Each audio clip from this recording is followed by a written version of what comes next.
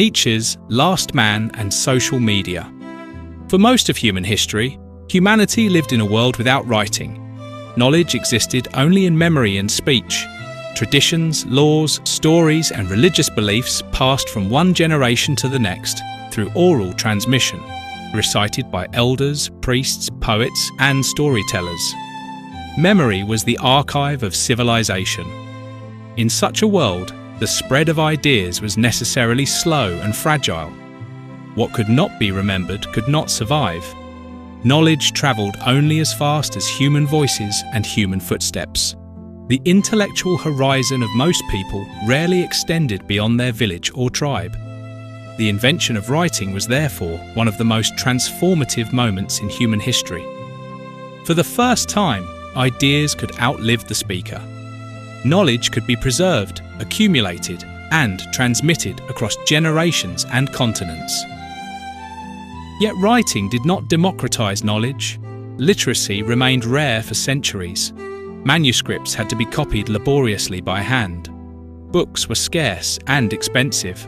Learning was largely confined to temples, monasteries, royal courts, and small scholarly communities. The public sphere, the realm in which ideas could shape society, belonged to a narrow intellectual elite. To address the wider world required extraordinary conditions. Writing demanded literacy, discipline, and education. The production and circulation of manuscripts required wealth, patronage, or institutional support. Intellectual life, therefore, developed within highly selective environments. This exclusivity was deeply intertwined with the social structure of early civilizations. Intellectual life requires leisure, and leisure requires freedom from the constant demands of labour. The ancient Greeks acknowledged this reality with striking frankness. They justified slavery partly on the grounds that the labour of slaves liberated citizens to devote themselves to philosophy, politics, and artistic creation. Many early Greek thinkers emerged from aristocratic backgrounds where material security allowed the freedom to contemplate the cosmos and the deeper structure of existence. It is therefore not surprising that early philosophy often carried within it a certain distance from the common multitude. One of the most enigmatic of the pre-Socratic philosophers, Heraclitus, expressed open disdain for the masses. He believed that most people were incapable of understanding the deeper order, the logos, that governs reality. Wisdom belonged to the few who sought the hidden structure of the world. Philosophy, in its earliest form, was not a democratic enterprise. It was an elite activity, cultivated by individuals who possessed both the intellectual capacity and the social conditions necessary for reflection. From such conditions emerged a profound philosophical suspicion toward the rule of the masses. In his famous dialogue The Republic, Plato compared democracy to a ship whose passengers seize control from the skilled navigator. The crowd believes itself capable of steering the vessel, even though it lacks knowledge of navigation. Plato's solution, the philosopher king, was not merely political, but epistemological. Those who understand reality most deeply should be entrusted with governing it. For centuries, the structure of communication itself ensured that intellectual influence remained limited to a minority. The majority of humanity simply lacked the means to participate in large-scale public discourse. This balance began to change in the 15th century with the invention of the printing press. When Johannes Gutenberg introduced movable type in Europe, books could finally be reproduced in large numbers. The printing press accelerated the spread of knowledge, enabling religious reformations, scientific revolutions, and the gradual expansion of literacy. Ideas now travelled faster and farther than ever before. Yet even after the printing press, the ability to influence public thought remained limited. Publishing required access to presses, publishers, editors, and intellectual institutions. Newspapers, journals, and books still acted as filters through which ideas passed before reaching society. Public discourse remained shaped largely by educated minorities. Underlying this historical pattern lies an uncomfortable but persistent truth. While human beings may be equal in dignity, they are not equal in intellectual capacity, discipline, or depth of thought. Throughout history, civilizations were shaped primarily by a relatively small number of exceptional individuals whose ideas reshaped the intellectual landscape. This observation found one of its most provocative expressions in the philosophy of Friedrich Nietzsche. Nietzsche described society as divided between exceptional individuals and what he called the herd. The herd represents the conformist majority whose values emphasize comfort, security, and equality. Such values, he believed, tend to suppress excellence and discourage the emergence of extraordinary individuals capable of creating new values. Nietzsche's haunting image of the last man captures the ultimate triumph of mediocrity, a condition he saw as the herd's final product. I will speak unto them of the most contemptible thing. That, however, is the last man. Alas, there cometh the time when man will no longer give birth to any star. Alas, there cometh the time of the most despicable man, who can no longer despise himself. The last man seeks only modest pleasures and easy comforts. He avoids struggle, ambition, and risk. Believing himself satisfied, he blinks in contentment, having invented happiness, wanting nothing but his own meagre comfort. For Nietzsche, this condition represents not fulfillment but decline, a civilization that has traded greatness for complacency. The herd's voice is not merely ignorant. It is the great levelling force that pulls humanity down from its peaks.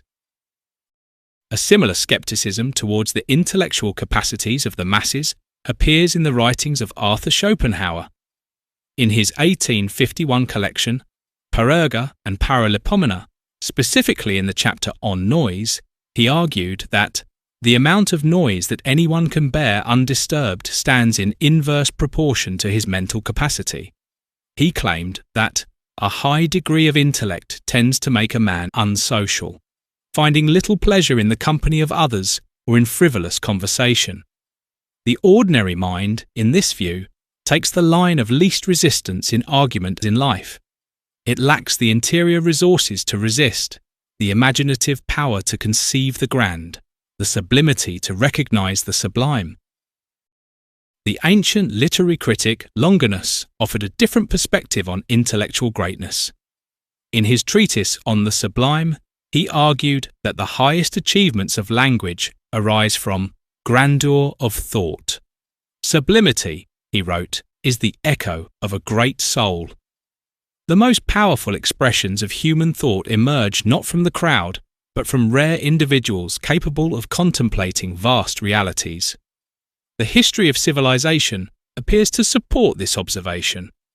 Transformative advances in philosophy, science, literature, and art have often originated from solitary minds, individuals who stood apart from prevailing opinion. Even as democratic societies expanded during the 19th century, some observers expressed quiet concern about the cultural consequences of mass participation.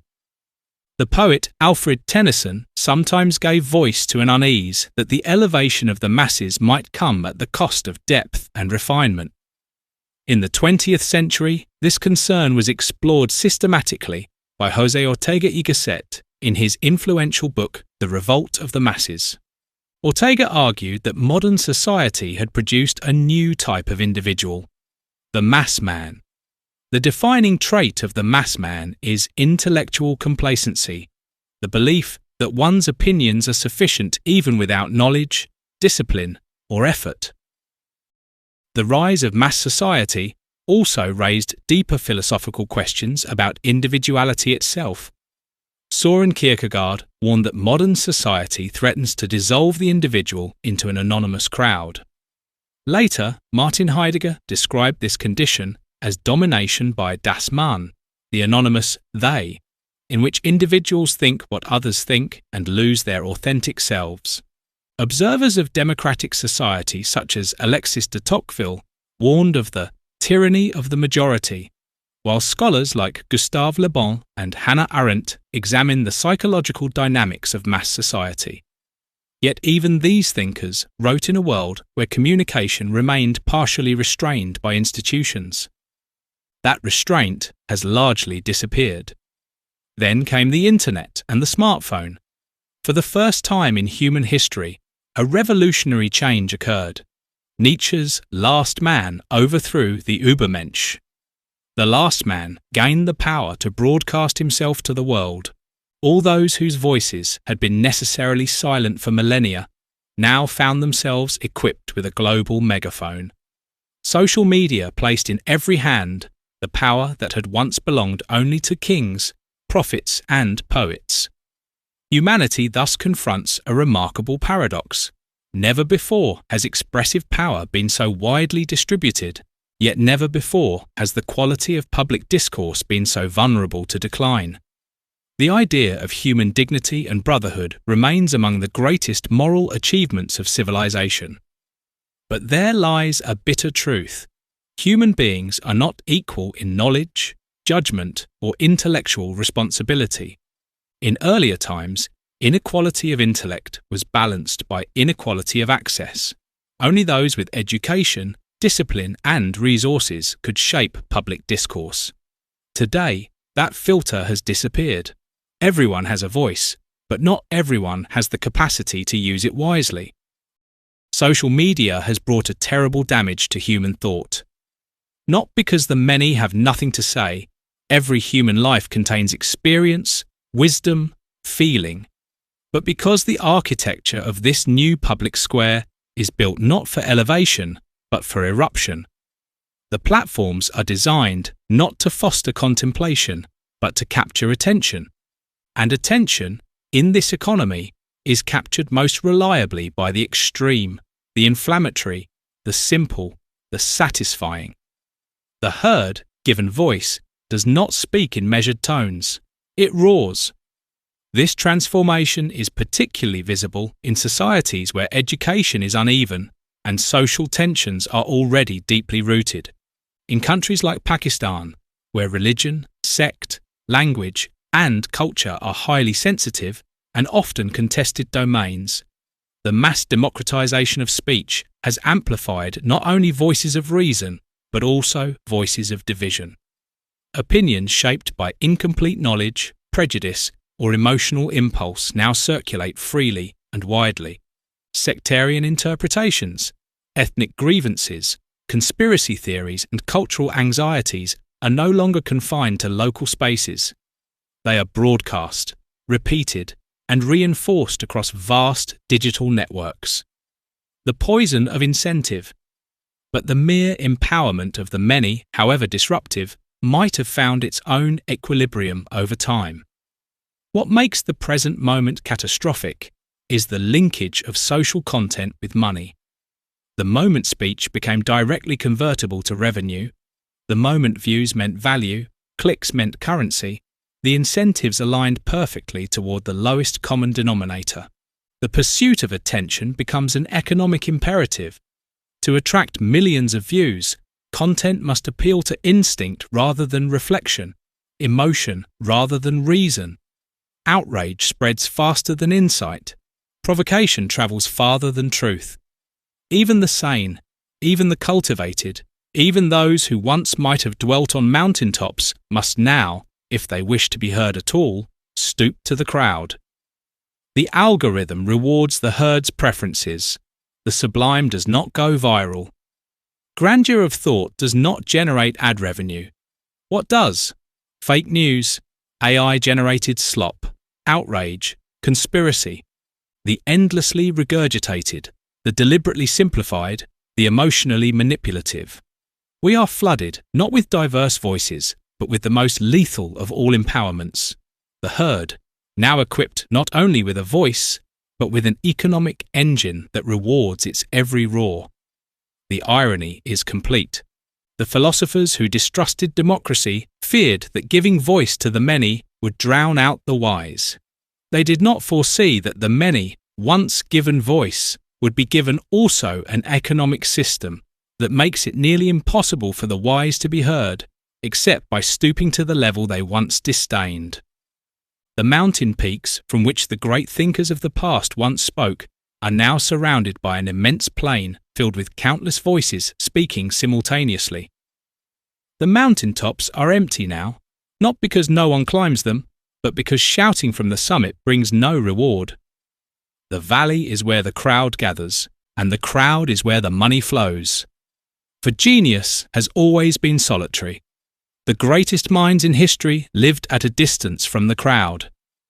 Their work required silence, not constant expression, depth, not immediacy. Their thought emerged from inwardness, from sustained reflection, from the courage to resist prevailing opinion.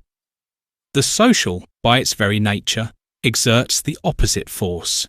It draws individuals toward imitation, conformity, and approval. In this sense, the triumph of the social may also represent the decline of the sublime.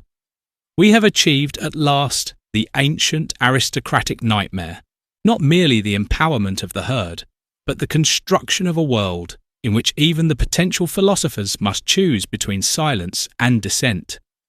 In this endless noise, the solitary individual, the source of civilization's greatest achievements, risks disappearing. It is difficult to imagine many of the great thinkers of the past participating in the restless spectacle of social media. Whether the age of universal broadcasting will ultimately enrich human thought or drown it beneath the clamour of the herd remains one of the defining questions of our time. Epilogue: The Pakistani Reckoning. The situation in Pakistan has become particularly alarming because we are witnessing the full spillover effects of this negativity into everyday life. Pakistan's first sustained contact with modernity came in the early 1990s as AsiaSat launched its first TV broadcasting satellite television in South Asia.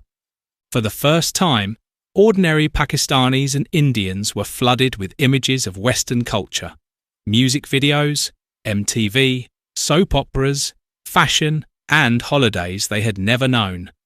MTV generation emerged, and Valentine's Day, a phrase which Pakistanis hadn't heard before, became a nationwide phenomenon.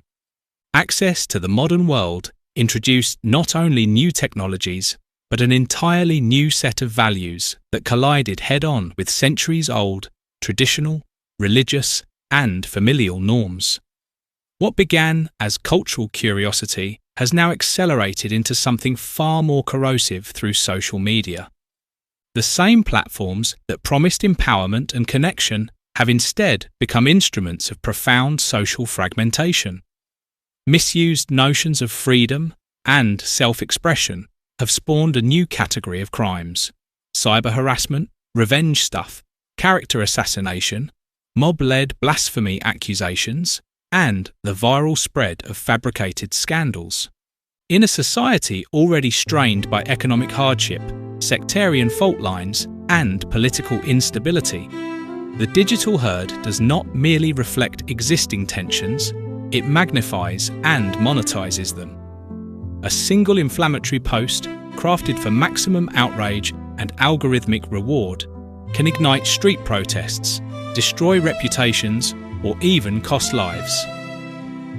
This is Nietzsche's last man made flesh in the Pakistani context. A generation raised on instant validation, dopamine hits, and the belief that comfort and visibility are the highest goods.